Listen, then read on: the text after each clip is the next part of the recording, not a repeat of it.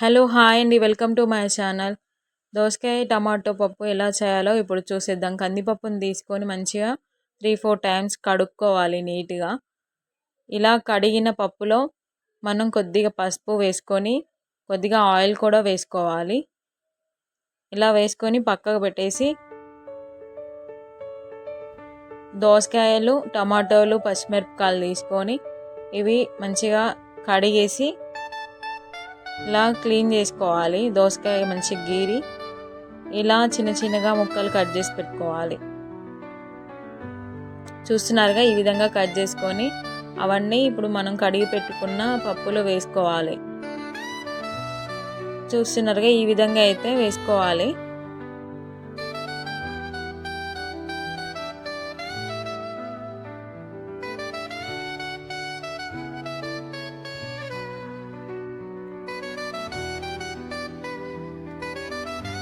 ఇప్పుడు క్యాప్ పెట్టేసి 3 విజిల్స్ వచ్చే వరకు మంచిగా ఉడకనివ్వాలి.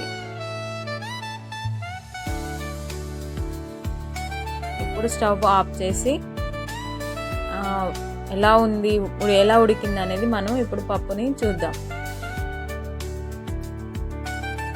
మంచిగానే ఉడికిపోయిందండి పప్పు అయితే. ఇప్పుడు ఒక పెద్ద గరిటె తీసేసుకొని దాన్ని మంచిగా మెత్తగా కలుపుకోవాలి. ఇలా కలుపుకోవాలి మంచిగా మెత్తగా అయ్యే వరకు. దేంట్లో అయితే నేను కొద్దిగా లెమన్ అయితే వేసుకుంటున్నాను. 1 లెమన్ వేసుకుంటున్నాను. ఆ ప్లేస్లో మీరు చింతపండు రసం కూడా వేసుకోవచ్చు. సరిపడా సాల్ట్ వేసుకొని వాటర్ పోసుకొని కలుపుకోవాలి మంచిగా.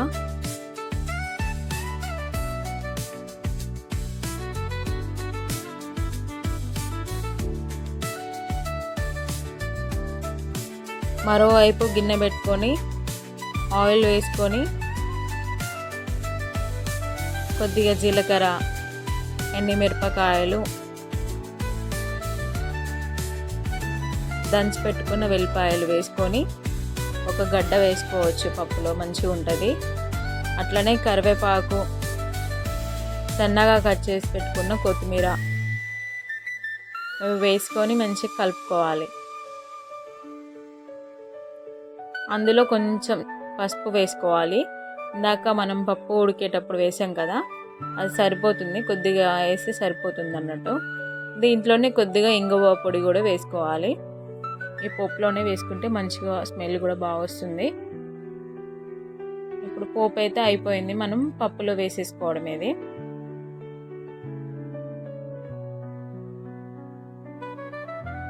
చూస్తున్నారుగా, దోసకాయ పప్పు అయితే ఉడికిపోయింది. ఒక 2 మినిట్స్ పాటు మళ్ళీ నేను వేడి చేస్తున్నాను దీన్ని.